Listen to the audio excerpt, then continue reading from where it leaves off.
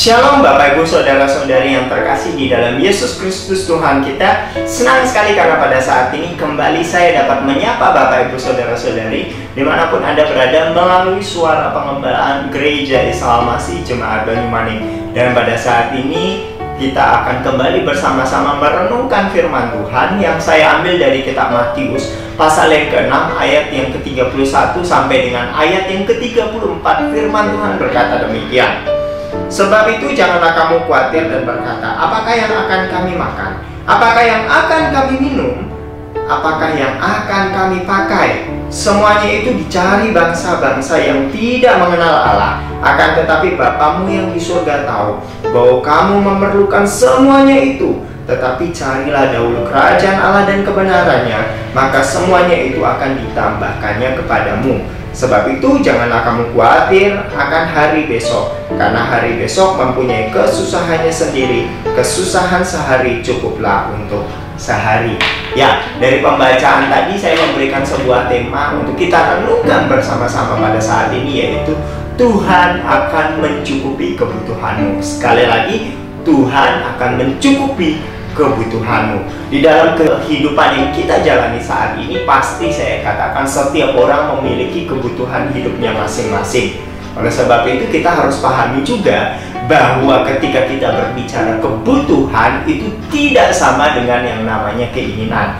Karena tidak semua yang namanya keinginan kita itu bisa dikaitkan dengan yang namanya kebutuhan. Karena bisa saja orang ingin A, B, C, atau mungkin ingin punya mobil mewah, tetapi belum tentu mobil mewah itu menjadi kebutuhannya. Oleh sebab itu ketika kita berbicara bahwa Tuhan mencukupi kebutuhanmu, ini berbicara bahwa kehidupan kita, Tuhan tidak pernah tinggal diam. Di dalam setiap hal yang menjadi kebutuhan hidup kita, Tuhan selalu mencukupi kebutuhan hidup kita. Oleh sebab itu ketika kita membaca di dalam Matius pasal yang ke-6 tadi, bahkan kalau kita mundur ke belakang di pasal-pasal sebelumnya, berbicara soal perumpamaan bagaimana tentang yang namanya burung-burung di udara saja Tuhan pelihara, apalagi kehidupan kita. Bahkan kalau kita mundur lagi ke pasal yang ke-6 di ayat yang ke-9 berbicara soal doa Bapa kami, bahkan di ayat yang ke-11 itu dikatakan, berikanlah kami pada hari ini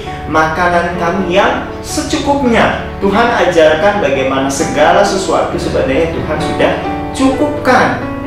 Dan di dalam kehidupan yang kita jalani, tidak perlu yang namanya kita biarkan hidup kita seharusnya dikuasai oleh kekhawatiran hidup. Karena tadi Tuhan akan mencukupi kebutuhanmu. Karena itu ketika kita berbicara di dalam kehidupan yang kita jalanin ini, kita harus pahami bahwa tadi keinginan tidak sama dengan yang namanya kebutuhan. Dan kebutuhan ketika kita jalani hidup, jangan sampai kita akhirnya memaksakan Tuhan, tolong ini keinginan saya, ini keinginan saya. Padahal itu belum tentu menjadi kebutuhan hidup kita. Dan kita harus pahami juga di dalam segala hal yang kita jalani, ketika kita hidup menyerahkan setiap persoalan hidup kita kepada Tuhan, pasti Tuhan campur tangan. Oleh sebab itu ketika kita lihat bagaimana sebenarnya ada hal-hal yang Tuhan sediakan di dalam setiap kehidupan kita.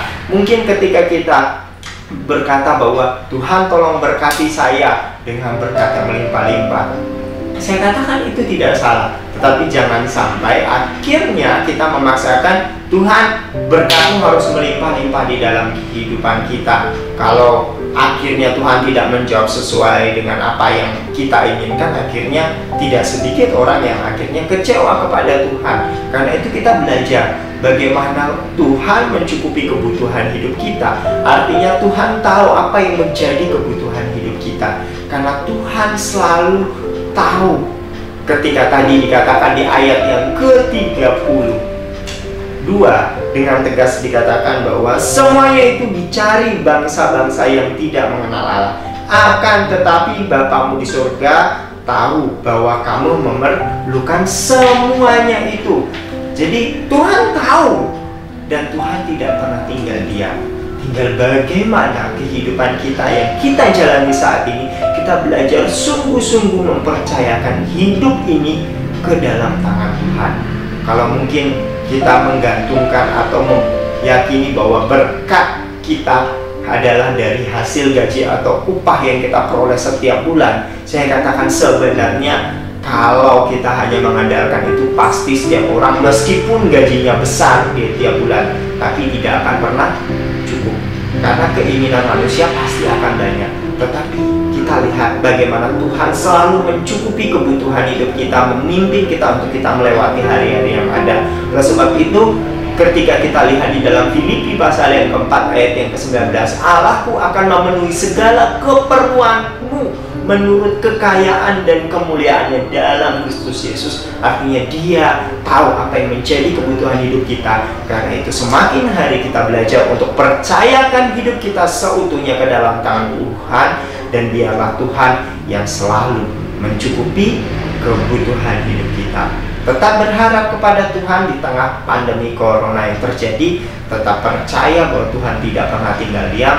Tetap selalu bergantung penuh kepada Tuhan, karena ingat, Dia tahu apa yang terbaik di dalam kehidupan kita. Karena itu, biarlah firman Tuhan, perenungan pada saat ini memberkati kita semuanya. Tuhan Yesus memberkati. Amin.